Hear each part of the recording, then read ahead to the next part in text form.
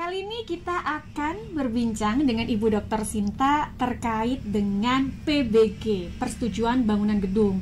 Kita tahu akhir-akhir ini di Indonesia ada kejadian-kejadian yang kemudian kejadian ini memberikan sorotan terhadap PBG, Persetujuan Bangunan Gedung. Nah, Bu Dr. Sinta merupakan salah satu ahli dalam bidang hukum perizinan. Gitu ya Bu Dr. Sinta? Baik, Ibu. Kita akan mendiskusikan terkait dengan PBG. Kalau dulu kita mengenal dengan istilah IMB begitu ya. Mungkin Ibu bisa menjelaskan sedikit kepada kawan FH, sebetulnya apa sih PBG itu Ibu? Monggo. Baik, terima kasih Bu Dr. Dewi dan juga kawan FH yang ada di mana aja, bahwa sebenarnya PBG itu perizinan yang dikeluarkan oleh pemerintah daerah untuk memastikan bahwa rencana teknis pembangunan atau renovasi bangunan gedung itu telah sesuai dengan standar teknis dan juga tata ruang begitu ya. Kemudian terkait juga persyaratan administratifnya, dan sehingga tadi yang disampaikan Bu Dr. Dewi bahwa PBG itu dulunya adalah izin mendirikan bangunan atau IMB begitu, karena adanya Undang-Undang Cipta Kerja Bu Dr. Dewi, sehingga terjadilah transformasi antara istilah IMB dengan juga PBG. Demikian. Iya. Baik. Memang kalau dulu Ibu Dr. Sinta mungkin sebelum Undang-Undang Cipta Kerja itu kan orang IMB begitu. Kemudian diganti menjadi istilah PBG. Apa sih Bu yang melatar belakangi pergantian istilah itu? Apakah kemudian izin dalam IMB itu bisa disamakan dengan persetujuan dalam PBG? Baik, sebenarnya terkait dengan istilah transformasi IMB ke PBG itu berangkat dari semangat atau reformasi dari Undang-Undang Cipta Kerja itu sendiri Bu Dr. Dewi, sehingga inginnya adalah semangatnya adalah menyederhanakan izin gitu, menyederhanakan izin, memperjelas proses perizinan.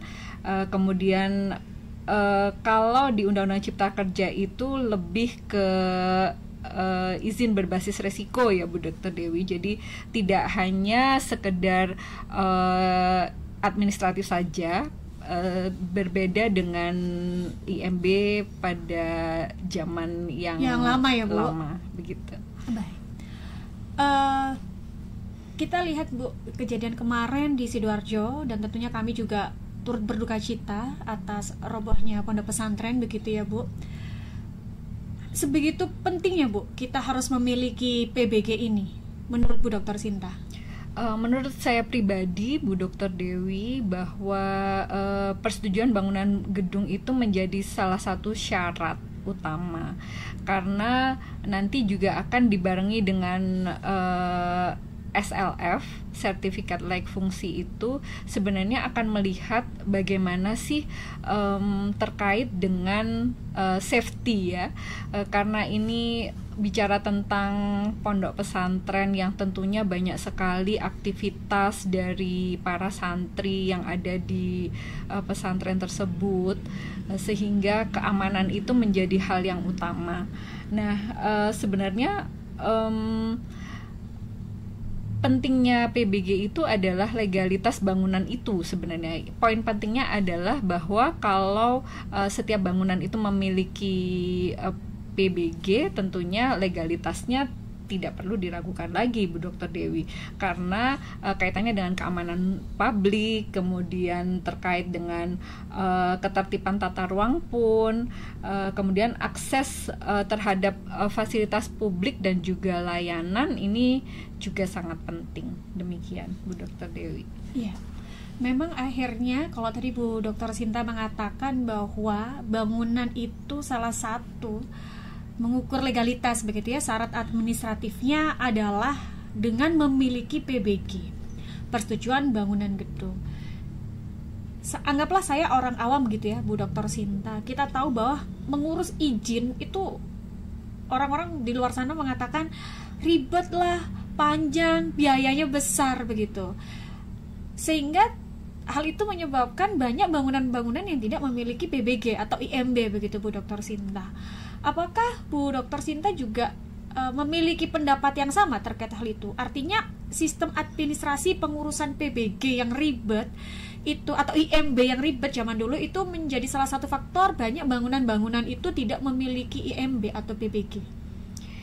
Ya, menurut saya pribadi Bu Dr. Dewi, memang ketidaktahuan masyarakat terkait dengan pentingnya persetujuan bangunan gedung ini menyebabkan masyarakat itu enggan untuk mengurus, padahal sebenarnya untuk bangunan-bangunan yang baru itu harusnya sebelum didirikan harus memiliki PBG terlebih dahulu.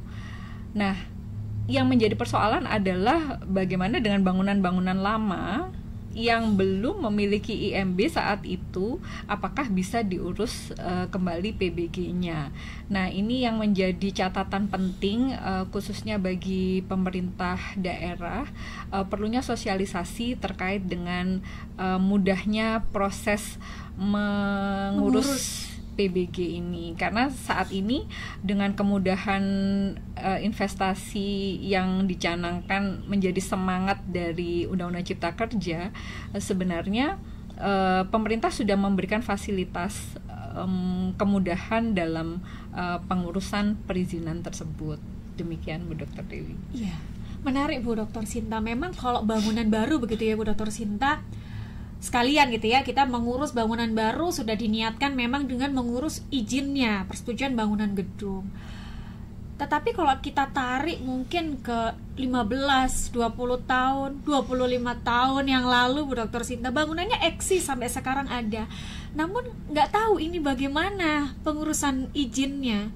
Berarti Bu Dr. Sinta juga dalam hal ini berpesan begitu ya kepada pemerintah daerah untuk juga turut mengukur, menghitung, mendata kembali bangunan-bangunan yang tidak memiliki PBG.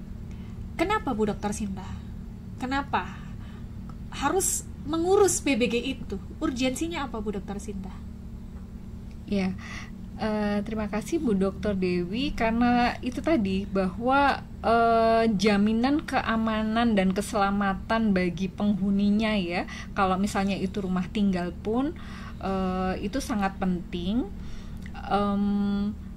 Namun seperti kita lihat, kenapa menjadi marak sampai ada sinergi antara beberapa kementerian karena kasus robohnya pondok pesantren di salah satu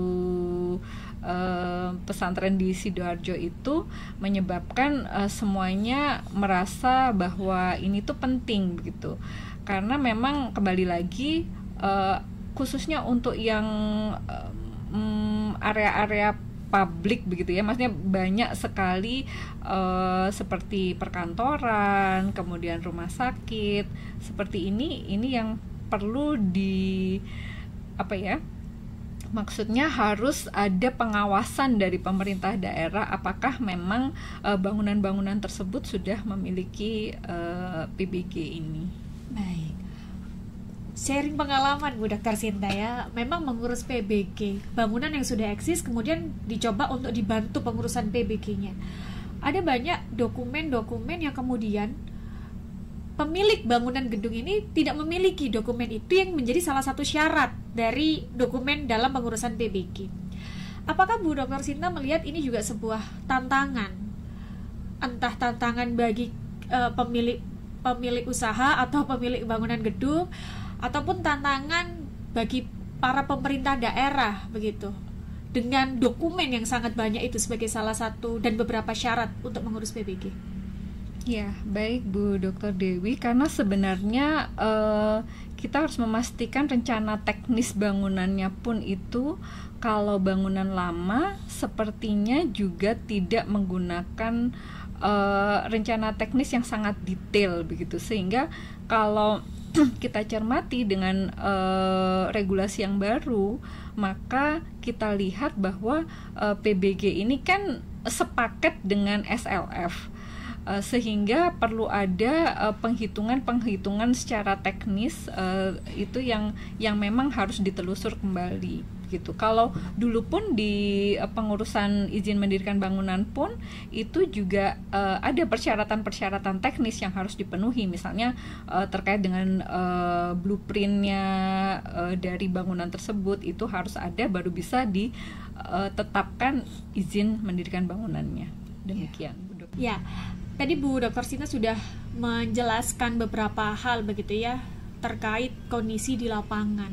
Mungkin Bu Dr. Sinta juga bisa menjelaskan lagi kepada kawan FH, kami semua yang memang kami tidak aware begitu ya Bu terkait dengan PBG. Tantangannya apa saja Bu ketika mengurus PBG ini? Baik, terima kasih Bu Dr. Dewi. Sebenarnya yang di awal adalah kurangnya sosialisasi di tingkat masyarakat begitu ya. Jadi ini menjadi tantangan bagi pemerintah daerah untuk memberikan sosialisasi. Nah, saya rasa di Kota Malang sendiri, ya Malang Raya lah, itu sebenarnya sudah melakukan banyak sekali sosialisasi melalui media sosial. Kemudian ada istilahnya itu sosialisasi itu tidak hanya konvensional tapi sudah digital sudah ada dalam media-media digital itu terkait dengan pentingnya PBG ini. Nah, kemudian sepertinya dari Pemda perlu ada penambahan ini ya terkait dengan kapasitas teknisnya, seperti misalnya terkait dengan SDM-nya, karena bicara tentang bagaimana untuk membuat gambar-gambar teknis, kemudian terkait dengan sistem informasinya yang memudahkan masyarakat yang ingin mengurus begitu. Kemudian kalau di Kota Malang dan Kabupaten Malang itu sepertinya sudah ada mall pelayanan publik, dan di Kota Batu pun juga sudah ada mall pelayanan publik yang memang digunakan untuk memberikan informasi kepada masyarakat yang ingin mengurus PBG ini, Bu Dr. Dewi. Nah, terkait dengan beberapa tantangan ke depan sepertinya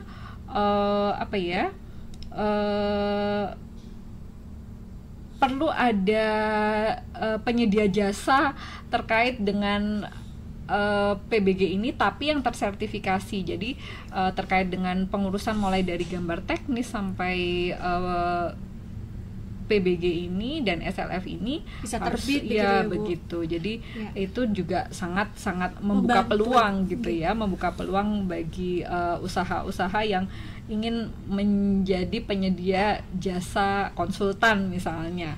Kemudian terkait dengan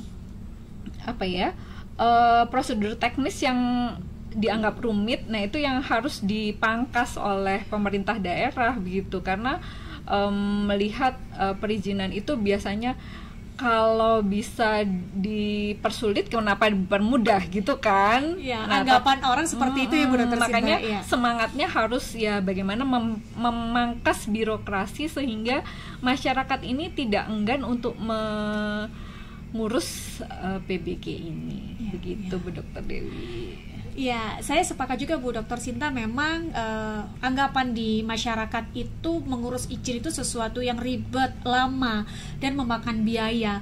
Tadi Bu Dr. Sinta juga sudah meng-highlight bahwa yuk bersama-sama nih antara pemerintah daerah dan juga masyarakat, kita saling bekerja sama, pemerintah memberikan kemudahan dan masyarakat bagi yang tidak tahu bagaimana cara mengurus izin. Toh izin itu juga untuk keamanan kan Bu Dr. Sinta ya, salah satu alat untuk mengamankan begitu.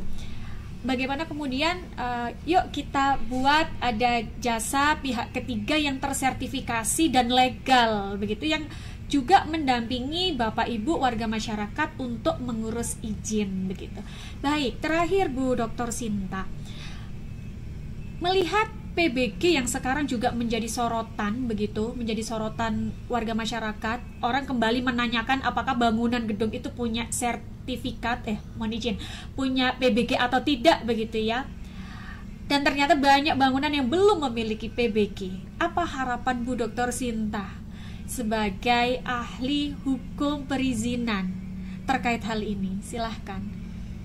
Baik, terima kasih Bu Dr. Dewi, karena semangatnya adalah di dalam Undang-Undang Cipta Kerja itu kan sebagai membuka keran investasi sebesar-besarnya, namun jangan sampai semangat ini tidak didukung dengan mudahnya prosedur pengurusan, karena PBG ini sangat penting. Ini juga terkait dengan keselamatan juga, apalagi untuk ruang-ruang publik. Ini kan berbahaya ya Bu Dr. Dewi kalau misalnya di ruang-ruang publik itu tidak memiliki PBG apalagi SLF-nya. Nah, tentunya bagi pemerintah daerah sepertinya harus lebih progresif dan adaptif ya terhadap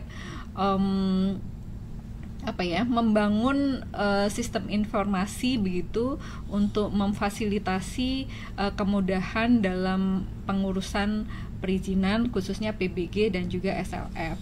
Nah, kemudian sepertinya perlu ada fasilitasi bagi kelompok rentan nih Bu Dewi, karena mungkin pengurus PBG ini kan juga ada yang penyandang disabilitas. Nah, itu barangkali perlu ada pendampingan gitu ya Bu. Betul, harus ada pendampingan. Nah, kemudian yang terpenting adalah koordinasi antara pemerintah pusat dan daerah.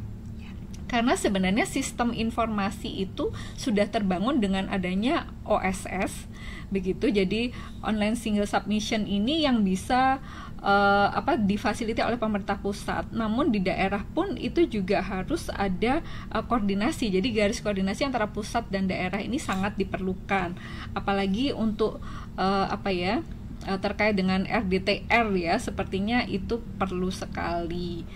Nah, kemudian yang terakhir tadi mungkin jasa konsultan itu juga sangat diperlukan Bu Dr. Dewi, karena sebenarnya ini harus ada kolaborasi antara beberapa pihak. Kalau misalnya Bu Dr. Dewi mau membangun rumah misalnya, kan pasti butuh jasa arsitek untuk gambar desain, kemudian untuk gambar teknisnya, kemudian nanti pengurusannya misalnya Bu Dr. Dewi kan sangat sibuk gitu ya. Nah, ini bisa memberikan pengurusan gitu ya, pengurusan PBG-nya ini bisa didampingi oleh pihak jasa konsultan tadi. Ya, demikian Bu Dr. Dewi. Ya. Baik, terima kasih Bu Dr. Sinta untuk sharingnya kepada kawan FH tentang urgensi memiliki PBG, persetujuan bangunan gedung, bahwa kawan FH mulai sekarang kita lebih sadar lagi untuk menjamin bahwa bangunan gedung yang kita miliki itu memang safe. Dalam pengurusan PBG itu banyak dokumen-dokumen. Namun Bu Dr. Sinta tadi sudah menyarankan pemerintah daerah tidak bisa jalan sendirian. Harus ada mitra konsultan begitu yang mendampingi warga masyarakat dalam pengurusan PBG. Begitu kawan FH, terima kasih Bu Dr. Sinta, saya ucapkan terima kasih telah berkenan hadir di podcast FHUB. Dan untuk kawan FH, saksikan terus podcast FHUB di channel YouTube FHUB. Terima kasih, selamat pagi. Wassalamualaikum warahmatullahi wabarakatuh.